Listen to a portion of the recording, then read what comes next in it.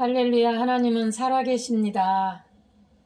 추워지는 날씨 따끈한 도토리차 한 잔 드시면서 하나님의 말씀을 올리고자 합니다.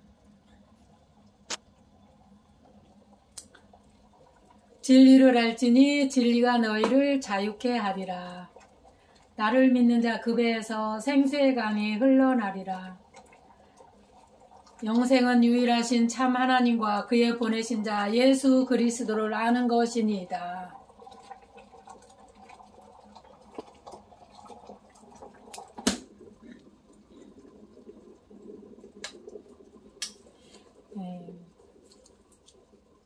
요한복음 5장 39절 말씀에 너희가 성경에서 영생을 얻은 줄 생각하고 성경을 상고하거니와 성경을 연구하거니와 이 성경이 곧 내게 대하여 증언하는 것이니라. 이 성경은 예수에 대해서 증언하는 말씀입니다. 성경 해석의 근거 요한복음 5장 39절, 누가복음 24장 27절, 누가복음 24장 44절 말씀에 이에 모세와 모든 선지자의 글로 시작하여 모든 성경에 쓴 바 자기에 관한 것 자세히 설명하시느니라. 유대인들은 이미 구약의 성경을 알고 있었습니다. 엠마오로 가는 제자들에게 깨닫게 하는 것, 예수가 죽으심을 실망해가지고 고향으로 돌아가는데 내가 구약 성경에서 내가 죽었다가 다시 살아났다는 것, 왜 믿지 못하느냐. 이것 가르쳐 주는 것입니다. 구약 성경에 예수께서 첫째 날 십자가에서 죽으시고 둘째 날 음부에서 내 죄를 대신하여 심판받으시고 셋째 날 부활하신 것은 우리가 발견해야 됩니다. 구약의 성경의 전부 모형과 그림자요 예수 그리스도의 죽으심과 부활을 설명하기 위한 모형과 그림자입니다. 예수께서 오셔서 하신 일이 죽으심과 부활입니다. 구약의 창세기에 이미 예수님의 죽으심과 부활은 예수님만이 나와 있고 왕하에 보면 엘리사가 승천 예수님의 모형입니다. 엘리야가 정말 따라다니다가 엘리사가 승천합니다. 예수 그림자입니다. 예수께서 어떻게 아느냐. 이미 신약에 와서 모세와 엘리야, 구약의 전체 예수 이야기입니다.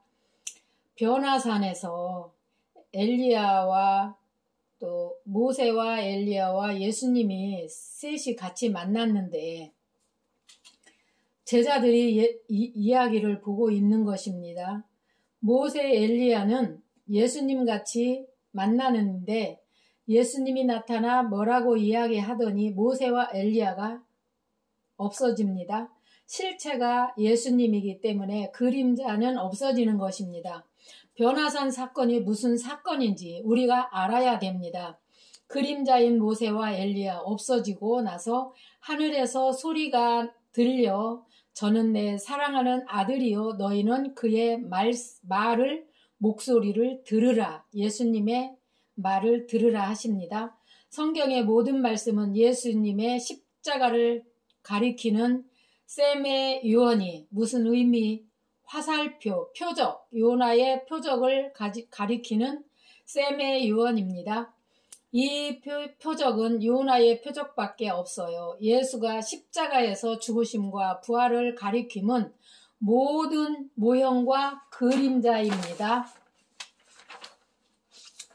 모세도 엘리야도 아론도 선지자도 그렇고 그림자입니다.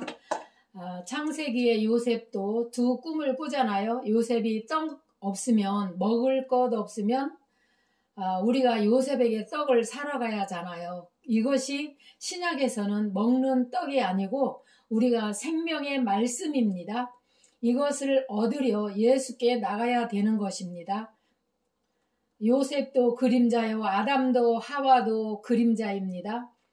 이 그림자를 우리가 무엇을 깨달아야 되냐면 예수를 설명하시는 것을 자세히 설명하니라. 이래서 우리가 나오는 것이에요. 그런데 아직도 무슨 말씀인지 모르고 그냥 그림자 자체를 보고만 있으면서 하나님 말씀이라고 하잖아요. 모든 교회들이 참 안타깝습니다. 그건 하나님의 말씀이 아니고 그림자일 뿐입니다. 히브리서에 가면 예수님은 바울이 쓴 것이 회전하는 그림자가 없다고 말씀하십니다. 예수님이 실체라는 것. 구약의 그림자 비쳤는데 그림자가 없어졌어요.